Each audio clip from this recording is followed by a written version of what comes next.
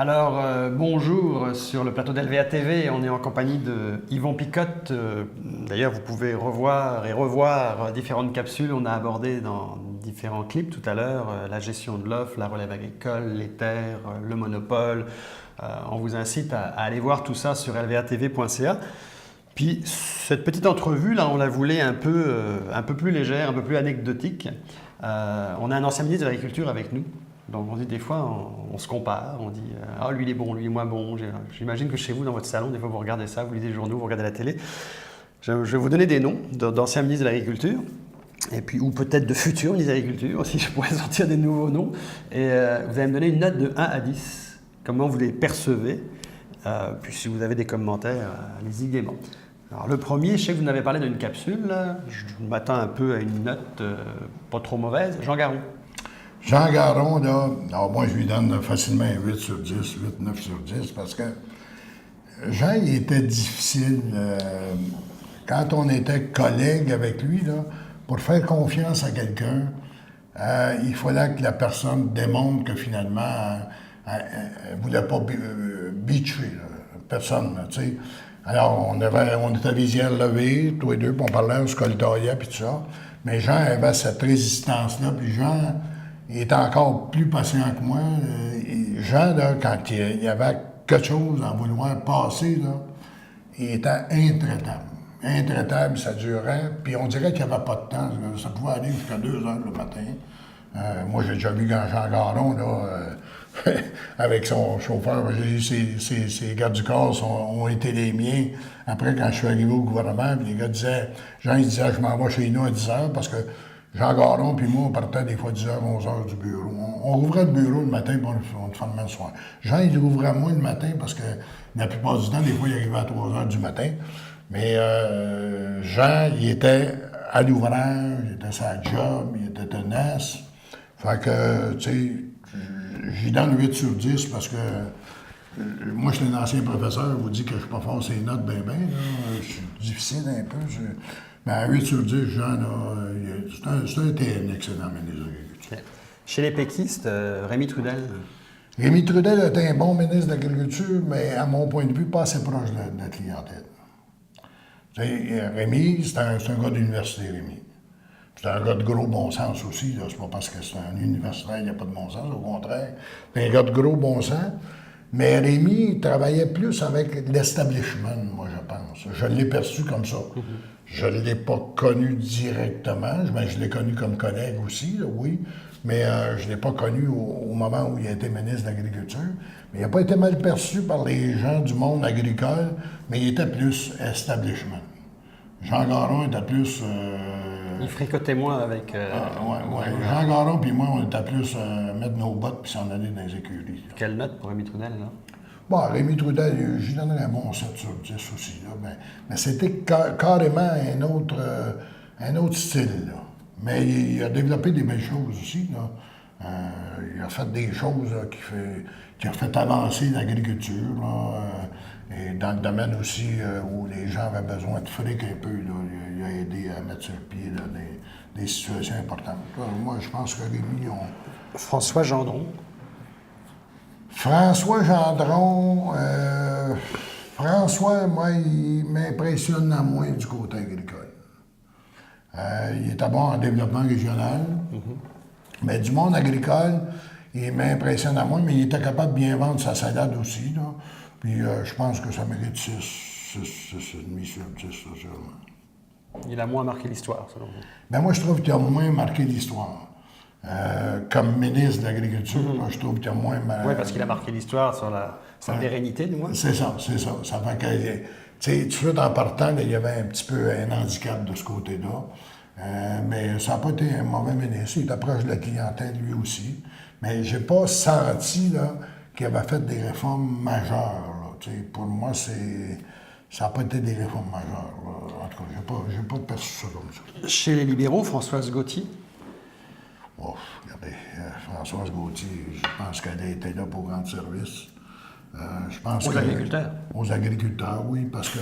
Non, mais elle était dévouée, là, tu sais, mais je suis pas certaine, je vous dis ça, là, bien honnêtement, Et je n'étais pas dans le secret des dieux à ce moment-là, parce que Jean Charest puis moi, ça n'a pas toujours été sous des cieux bien intéressants. Mais moi, je pense qu'elle a voulu rendre service au premier ministre en acceptant le ministère de l'Agriculture.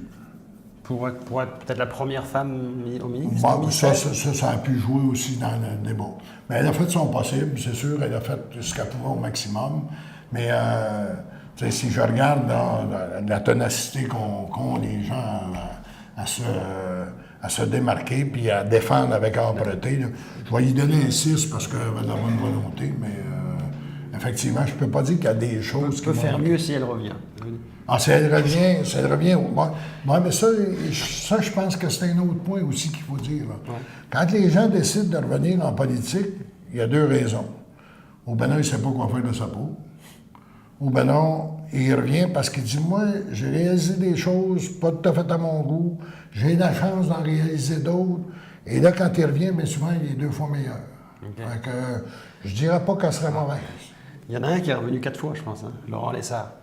Ah oui, Daran, c'est un bon serviteur d'un premier ministre, ça. On a besoin de lui là, on a besoin là.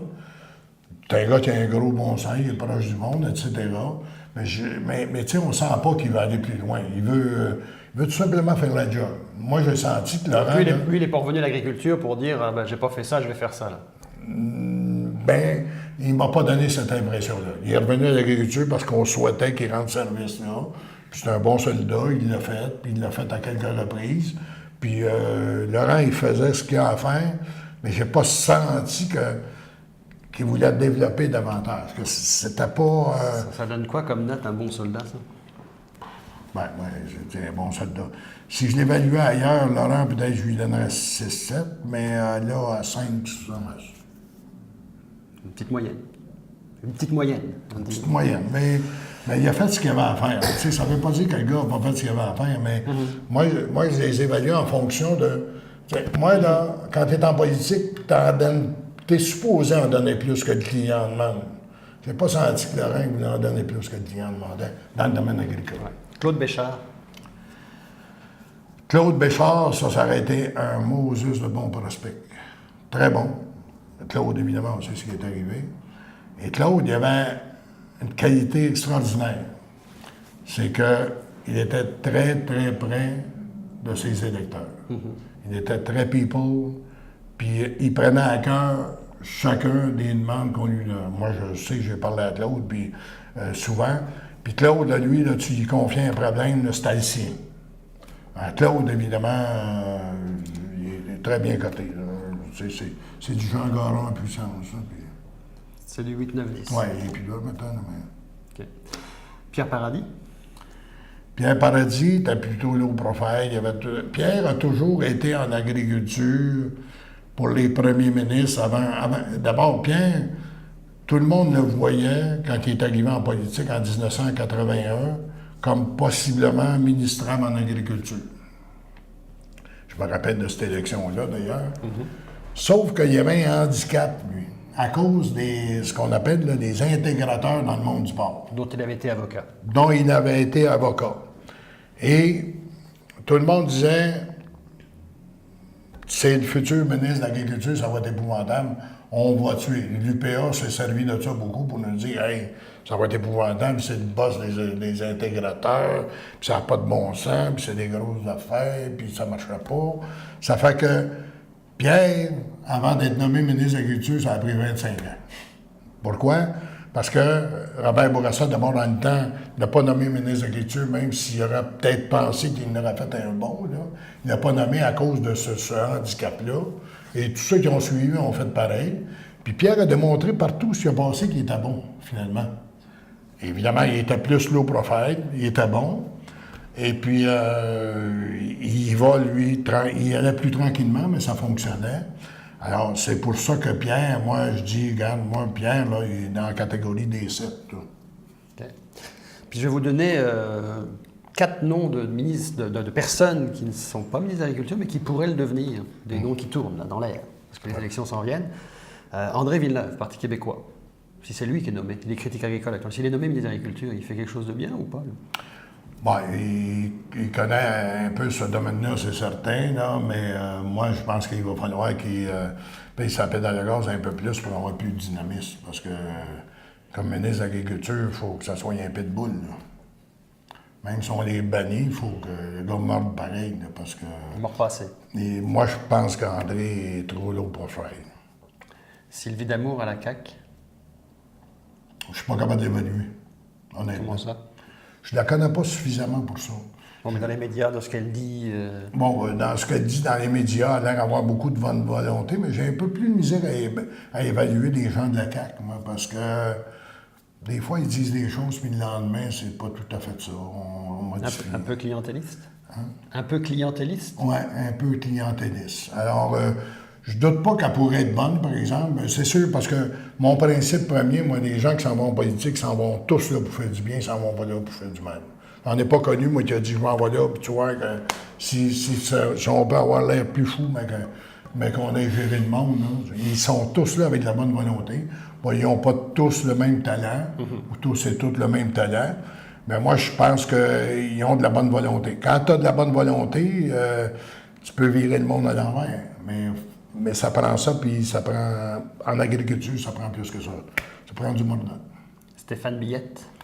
Stéphane Billette, moi, je vais vous dire bien franchement que si j'étais à la place de M. Couillard, je le nommerais ministre de l'Agriculture le lendemain de mon élection. Il serait bon? Il serait bon. Il connaît le domaine, ça fait déjà un petit bout de temps qu'il fait ça. Très disposé auprès de la clientèle, très disposé à aller voir les gens. Je l'ai vu venir, je l'ai vu à des places parcourir, aller chez des fermes, s'intéresser à ça.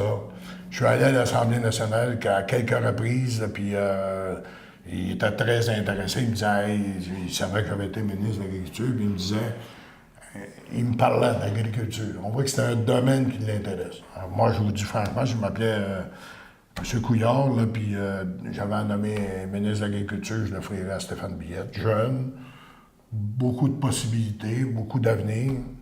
Moi, puis l'agriculture en masse dans son coin, une Tingdon. Oui, et puis de famille d'agriculteurs. Moi, ça serait mon choix. Un dernier nom, parce qu'on s'entend que Billette, Villeneuve, Damour, on y pense tout de suite parce qu'ils sont critiques, ils sont ou ils ont été critiques en matière agricole. Ben, Stéphane, non, pas actuellement parce qu'il est ministre des PME, mais on sait son intérêt pour l'agriculture. Je pense à quelqu'un d'autre au Parti libéral, qui est une assez grande figure du Parti libéral, Pierre Moreau. Pierre, partout ce qui passe, il va être bon. Il va être assez bon parce qu'il prend à cœur la situation. Pierre Moreau, je ne la lis pas pour une raison bien simple, c'est quand il y a quelque chose à dire, il dit. Mais veut pas. Moi, je dis toujours qu'en politique, il faut toujours que tu dises les affaires directement. Il y a peut-être des gens qui vont tailler pour 15 jours, mais ils ne tailleront pas éternellement. Hein? Que de leur dire, ben oui, mais tu sais, ça marchera, ça n'a pas marché, puis trouver toutes sortes de raisons. Hein? Quelqu'un qui vient voir un député, là, il sait très bien en partant, ça va-tu marcher ou ça ne marchera pas. Il sait ça, il a une bonne idée. S'il sait que ça ne marche pas, il est bien mieux de dire tout de suite, le gars, il va l'aguer un mois, là. Au bout d'un mois, ça va revenir. Mais s'il dit, va chercher une étude de faisabilité, si on faisait ci, si on faisait ça, puis il fait virailler à gauche et à droite, là, le gars, il va tailler éternellement, puis il a raison de tailler, tu lui as fait dépenser du temps et de l'argent. Pierre Moreau, il a cette qualité-là. Quand ça ne marche pas, il dit assez ouvertement. Et ça a un avantage, par contre. Des fois, ça choque. L'autre avantage, ça nous force à aller démontrer à Pierre Moreau que parfois, il peut se tromper. Alors, moi, je ne la lirai pas. Puis pour terminer, votre sens politique, des élections qui s'en viennent, le 1er octobre, on vote au Québec. Ouais. Là, les sondages, selon les sondages, c'est réglé, Legault est Premier ministre. C'est vrai, c'est comme ça, ou ça peut changer, une campagne, ça change tout? C'est quoi votre D'abord, l'apparence qu'on a au moment où on se parle, là, c'est que les gens veulent avoir du changement. Parce qu'ils disent que ça fait trop longtemps que le Parti libéral est là. Ils savent très bien que du changement, s'ils veulent avoir du changement parce que ça fait trop longtemps que le Parti libéral est là, leur idée ne sera pas... La première idée, c'est d'être... de voter pour le Parti libéral ou de réélire le Parti libéral. Deuxième des choses, c'est qu'ils savent très bien, avec le PQ, avec M. Lisée, d'abord, Lisée passe plus ou moins bien, d'une certaine façon, et ils savent très bien que le PQ ayant été au pouvoir à différentes époques de l'histoire, que finalement, L'un et l'autre, il y a le ministère, ils disaient, bon, quand ça change, il faut juste changer. Les péquistes puis les libéraux, c'est pareil. Bon. Il y a Legault qui est là, lui, puis Legault étant là, ben lui, il incarne le changement.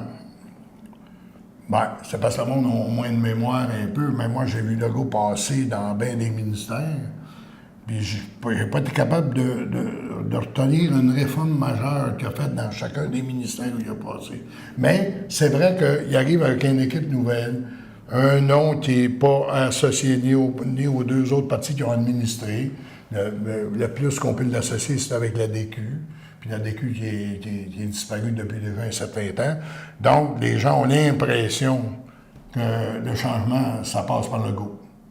Mais au moment le changement de la DQ, on s'entend que Mario Dumont, c'était un changement, c'était la jeunesse qui venait. C'est ça. D'ailleurs, je pense que la DQ, il y a une période avec vous, M. Garon, vous avez côtoyé un petit peu Mario Dumont. Oui, j'ai côtoyé Mario, puis tout ça. Il y avait des bonnes idées, puis tout fonctionnait bien, mais à un moment donné, c'est comme n'importe quoi en politique, là. Si tu te fies toujours à tes conseillers, tu peux te tromper. De temps en temps, il faut que tu prennes des décisions comme individu avec ton flair, puis de la façon dont tu vois ça. Alors, Mario se fiait un petit peu trop à des gens voulant pas faire de faux pas, ce qui fait que la deuxième fois, Mario Dumont aurait pu prendre le pouvoir à la deuxième élection, là, quand il est arrivé l'élection anticipée, là, parce qu'il avait été... Moi, j'avais dit à Mario Dumont, parce que j'étais avec lui dans le temps, si on avait une semaine et demie de campagne additionnelle des premiers ministres au Québec, et il m'avait dit, si ma mémoire est bonne, dans le temps, t'en fumes du bon, ben il dit, va voir, on verra ça. Il en manquait pas gros, hein? On avait eu une semaine, 15 jours, là. Il en manquait pas gros pour l'avoir. Mais malheureusement, ben après ça, là, il s'est mis à conseiller, à écouter tête, puis les gens, puis il voulait pas faire d'erreur, il voulait pas faire ci, si bien qu'il a scrapé une génération, dans le fond. Okay. Il scrapé une génération, puis là, bon, vous dites le Parti québécois, les gens ne veulent plus vraiment, le Parti libéral non plus, la CAQ, Legault, il n'a pas fait de grandes réformes. Il reste quoi? Adrien Pouliot, le Parti conservateur, Manon Massé, Québec solidaire? Ça me permettrait de rien dire ces deux derniers, là. Parce que d'abord, ils ne sont pas mieux pour le pouvoir. Ça, c'est le premier point. Mais je vais vous dire une chose, par exemple. C'est que ceux qui pensent que le Parti québécois est affaibli à ce point pour pas être capable de faire élire le nombre de députés voulus se trompent peut-être un peu. Le Parti québécois ne prendra pas le pouvoir. Mais ce que le Parti québécois va prendre, additionnel, parce que Lisée est un gars qui va probablement faire assez bonne figure dans les discussions quand on va organiser des panels. Celui qui va y perdre le plus à une performance de Lisée, puis un certain attachement du PQ, ça va être Legault. Et... Donc on pourrait finir avec un gouvernement minoritaire rouge ou bleu? Libéral, peut-être. Je ne gagerais pas là-dessus, moi. Je gagerais que c'est pas vrai que c'est canné, puis c'est pas vrai que Legault va être premier ministre demain matin. Parce qu'il va se passer encore bien des choses, là. C'est bien beau tout ça, là, mais tu sais, il y a des gens qui vont s'enfarger là-dedans, là, tu sais, parce que on voit très bien qu'il y a des gens qui s'en vont là. Moi, de l'opportunisme politique, je déteste ça dans ma tête à moi, là. Moi, j'aime les gars qui sont entiers. Quand ils décident de changer de cap, ils changent de cap, puis voici les raisons, puis ils le disent. Mais là, tu sais, ils ont fait des sourires au Parti libéral, à la CAQ, peut-être un peu au PQ, puis tout d'un coup sec, là, ils sont rendus de l'autre côté, puis tout ça, là. Moi, l'opportunisme en politique, ça sert l'opportuniste, celui qui fait de l'opportunisme, sert à lui. Mais quand on s'en va en politique, c'est parce qu'il y a quelque chose d'important, c'est pour servir notre population. Et c'est ça que les gens en politique oublient présentement. Là. Pourquoi que ça va... C'est facile de ramener les affaires, d'après moi, là, tu sais. Moi, quand j'ai été élu la première fois, j'ai été élu pour aller défendre mes citoyens auprès du monstre qui s'appelle l'administration du Gros Québec. C'est pour ça que j'ai été élu en politique, puis j'ai tout gardé ça dans ma tête. Aujourd'hui, quand les gens sont élus, on est réunis un grand salon rouge au Québec, puis on lui dit « Hey, il faudra dire aux gens maintenant, il faut que vous défendiez l'appareil du gouvernement auprès des gens. On ne peut plus faire ci, les taux d'intérêt vont être élevés, on ne peut pas faire ça, on ne peut pas faire ça, défendez. » Regarde, c'est pour ça que le monde croit peu en politique. Le gars, il s'en va là pour défendre ses électeurs. La première fois qu'il rouvre la bouche, il défend Québec. Reste chez vous dans ce temps-là, ça va pas ton affaire. Merci, M. Picotte. Et revenez nous voir, par exemple. Ah ouais, ouais, ouais.